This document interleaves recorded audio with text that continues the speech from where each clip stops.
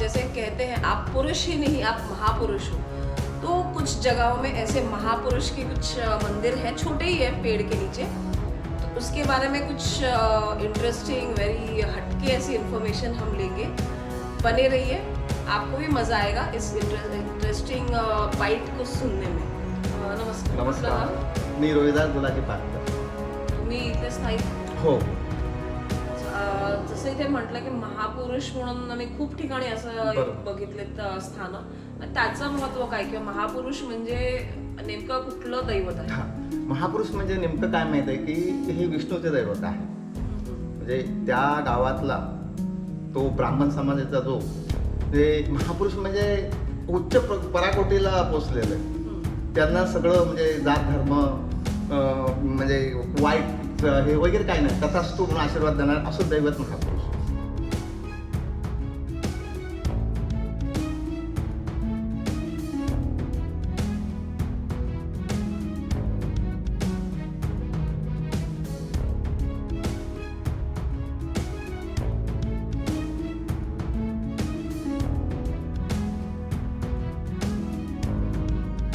त्याचं वैशिष्ट्य असं की ते पिंपळाच्या पारावरती असतं.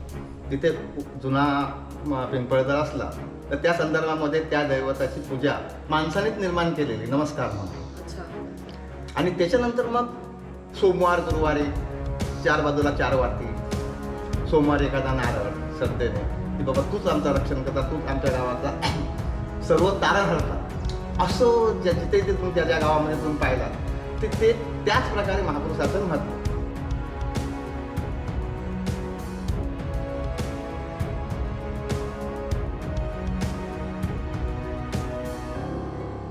खूप ठिकाणी म्हणजे मालवणला किंवा म्हणजे जिथे जिथे गेलो ही अशी देऊळ म्हणजे छोटी छोटीच पण झाडाच्याच खाली खूप बघितले. त्यामुळे मला नेहमी तो प्रश्न पडायचा की महापुरुष म्हणजे नेमकं दैवत काय, कारण की आपल्याला ब्रह्मा विष्णू महेश दुर्गा काली वगैरे हे सगळं माहिती आहे. म्हणजे एक ठराविक ह्याच्या पलीकडे आपल्याला एक सर्कल असतं त्याच्या बाहेर आपण जात नाही, नंदी किंवा असं. पण काही काही असे दैवत असतात ते फक्त ग्रामीण भागातच सापडतात किंवा त्यांची पूजा तेच ग्रामीण भागात. म्हणून म्हटलं महापुरुष हे काय आहे ह्याच्या मागची माहिती जर मिळाली म्हणजे कसं असतं की लोक जेव्हा इथे येतील हे ते महापुरुष हे जे बघतील तेव्हा त्यांना पण माहिती अरे हा ही ऐकलेली माहिती आहे, ही अशीशी माहिती आहे. म्हणजे एक ज्या गोष्टी माहीत नाहीये त्याची जाणीव जेव्हा लोकांना होते तेव्हा त्यांना अजून ज्ञानामध्ये भर पडतं. म्हणून माझा तोच प्रश्न होता की जे आपण म्हणतो महापुरुष, तुम्ही जसं म्हणालात की लक्ष्मी आणि अवदसा, आपण कधी कधी म्हणतो अवदसा आली म्हणजे हा, मग त्या हिशोबाने आपण लक्ष्मीला आपण म्हणतो ये आणि मला तसं नाही म्हणायचं. आपण ते काय होतं माहिती आपण म्हणण्यामध्ये असं म्हणतो, पण ह्या गोष्टी आपल्याला पुरुष आणि स्त्रीचा विष्णू आणि ब्रह्मा शक्ती आणि तुरा असा तो झाला भाग. मला एवढंच म्हणायचं आहे की शनिवारी त्या महापुरुषाच्या म्हणजे पिंपळाचे जे झाडं असतात तिथे शनिवारी त्याचं महत्व जास्त असतं. शनिवारी त्याने प्रॉमिस केलेलं असतं आपल्या मेहुनीला म्हणजे उदसेला की मी तुला तिथे भेटेल मग पिंपळाच्या झाडामध्ये. हे त्या दैवताचं वैशिष्ट्य. त्याचा उत्सव असा की तिथे सर्वसाधारण आम्ही त्याला ब्राह्मण समजतो, म्हणजे आम्ही तिथे शिवू शकत नाही. काही पथ्य आंघोळ करून वगैरे आणि ब्राह्मणानेच पूजा करायची. प्रत्येक वर्षी प्रत्येक घरात मुठभर तांदूळ त्याचे कमायचे आणि 4 आण्याचे पैसे असं गाव फिरून त्याचं ब्राह्मणाकडून भोजन म्हणजे त्यांनी ते बनवायचं असतं. त्यांनी ती इथं 9 दैवते जागृत आहे तिथे. जटेश्वर, किल्लेश्वर, पुढे गगनगिरी महाराज, त्यानंतर जटेश्वराची ती म्हणजे कृत्या म्हणजे भयानक अशी ती त्या शक्तीची, असं त्यांची सगळी समुद्राचं एक पान अशी 9 पानं त्या दैवताचं नैवेद्य म्हणून ते ब्राह्मण लोक करतात. आणि त्याचा जो प्रसाद असतो तो मग सगळ्यांना अगदी त्या प्रसादाची भानगड होते, कारण ते मुठभर तांदूळ दिलेले असतात ना तो प्रसाद. म्हणजे इतका भक्तिभावाने खाल्ल्यानंतर गुरुवारी किंवा सोमवारी हात जोडलं की आपलं दैवत आपल्या पाठीशी उभं आहे असं ती एनर्जी तयार होते त्या जीवामध्ये. आणि तो मग नंतर जीवनात मग सोमवार मंगळवार त्या दैवताला हात मारतो.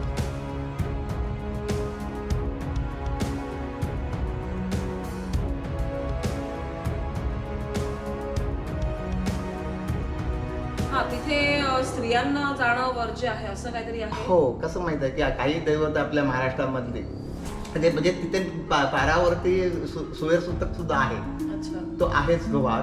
कोण स्त्रियांनी चढू नये म्हणजे काही एक मर्यादा शनीचं जसं हे कितीही नंतर मग उठवला तरी सुद्धा काही ठिकाणी म्हणजे काही ठिकाणी असं आहे की ना ती यमशी सुद्धा काही ठिकाणी पाळावी लागते. तेवढा ती बाई कितीही जर ती हिंदू स्त्री आहे ती नाही, ते तर कधी आपण, हो आपण लाथ मारून जाणार नाही जेव्हा लांबून नमस्कार करणार तर त्याच प्रकारे स्त्रियांनी निदान कमीत कमी कौमार तत्वात पोरगी 5 वर्षाची दिवस चढली तर चालते. अच्छा असा म्हणजे तो- हा, असा तो- म्हणजे एकदा ती सज्ञान झाली हो, त्याच्या हो, हो. हिशोबाने आपण म्हणतो हो, शारीरिक हो. दृष्ट्या की मग ती पायरी हो चढू शकत हो नाही. आणि त्याच्यामध्ये हे सुद्धा आहे तिला एक वेगळ्या प्रकारचं बंधन घातलेलं आहे ते आपल्या धर्माने म्हणा दैवताने म्हणा पण अशी रूढ आणि परंपरा आमच्याकडे किती आहे बाकीच्या इकडे मला काय माहित नाही. नाही कारण काय खूप नाही तुम्ही जसं म्हणता तसं खूप ठिकाणी अशी देवळं आहेत की तेव्हा फक्त ते 4 दिवस जेव्हा मासिक पाळी असते तेव्हा बायकांना पाचव्या नाही तेव्हा बायकांना एंट्री असते त्या देवळात ते हो, हो. खास त्यांच्यासाठी हो असते. हो ते अशी काही बिहारला वगैरे अशी मी ऐकलं की तशी देवळं आहेत. काही ठिकाणी स्त्रियांना अजिबात आतमध्ये म्हणजे आपण म्हणजे म्हणतो ना जरी सज्ञान झाल्यापासून अगदी मर्यादा पूर्ण नाही पूर्ण त्यांचं ते एक सायकल पूर्ण होईपर्यंत एक पर्टिक्युलर एज पर्यंत तुम्ही त्या देवळात जाऊ शकता. म्हणजे कुमारिका आणि वृद्ध हा वृद्ध तेवढंच फक्त जाऊ हो शकता. हो हो बाकीच्या ठिकाणी कसं असतं ठीक आहे आपण नमस्कार वगैरे करू शकतो नॉर्मली जसं आपण देवळात जातो फक्त ते 4-5 दिवस पाळायचे असतात. नाही म्हणजे हे खूप प्रकार आहेत. मॅम काय माहित आहे की त्याच्यामध्ये सायन्स सुद्धा आहे ना. म्हणजे महापुरुष म्हणजे एक आपण म्हणू शकतो विष्णू बरोबर विष्णू आणि अवदसा म्हणजे त्यांची बायकोची बहीण मेवणी. मेवणी. मग त्यांना भेटायचंच ठिकाण म्हणून ते तिकडे तसं शनिवारी फक्त असं. शनिवारी. अच्छा. सोमवार गुरुवार पूर्ण विष्णू तो पूर्ण आनंद दत्तगुरु समर्थ तो तुम्ही फक्त तसाच बघता समजा बाकी बघता त्या शनिवारी फक्त तो तुम्हाला काय भेटणार माहिती आहे हा झाडामध्ये असणार त्या तो अच्छा. संवाद साधला कारण त्याने प्रॉमिस केलेला असं कुठेतरी ऐकलं कीर्तनामध्ये म्हणून तुम्हाला बोलतोय मी. नाही पण ही माहिती खूप इंटरेस्टिंग आहे काहीतरी वेगळी आहे आणि लोकांना पण मजा वाटेल त्याच्यामध्ये. कारण काय काय गोष्टी असतात ना जेव्हा आपण दैवताचा गोष्ट म्हणतो का आपण खूप सिरियसली घेतो हो, हो. पण काही काही गोष्टी खूप खूप म्हणजे म्हणतात ना फनी असतात म्हणजे आनंद घेण्यालायक असतात. हे असा एक तुम्ही पॉइंट सांगितला हो.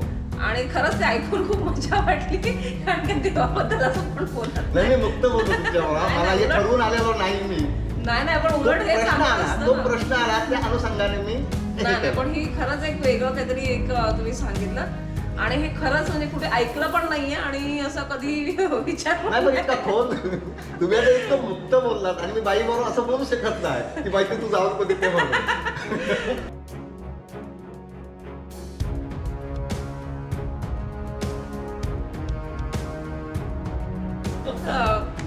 सो अभी तो जो इंफॉर्मेशन मिला it was very interesting funny but very interesting which I have never heard of but कुछ हटके है तो I think so you will also enjoy listening to this particular aspect of Vishnu because Krishnavatar को छोड़ के विष्णु ने कभी ऐसा कुछ किया है हमने कहीं सुना नहीं है क्योंकि जब कृष्ण ने अवतार लिया तो उनके साथ हजारों गोपियाँ थी और विष्णु अवतार जब लक्ष्मी के साथ विष्णु होते हैं तो वो किसी और की तरफ देखते नहीं है वो हम कहते हैं. तो दिस इज समथिंग डिफरेंट कि अपनी साली को मिलने के लिए एक दिन दे के रखा है और उसी दिन उसको मिलने आते हैं और तभी वहाँ पे जो महापुरुष का जो मंदिर बनाया रहता है यहाँ पे स्थापित किया रहता है तो वहाँ पे जाके वो उससे मिलते हैं साली से और देन ही गिव्स कन्वर्सेशन. तो दिस इज समथिंग अनहर्ड ऑफ. मज़ेदार भी है. Maybe a different side, maybe something human side to even the gods. So obviously it's interesting.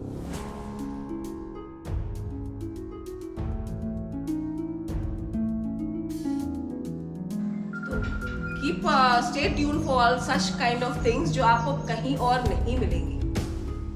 Tyre trains में बहुत सी मजेदार बातें आपको सुनने मिलने वाली है, देखने मिलने वाली है, and you're going to love it. So don't go anywhere, only Tire Trains with Monali.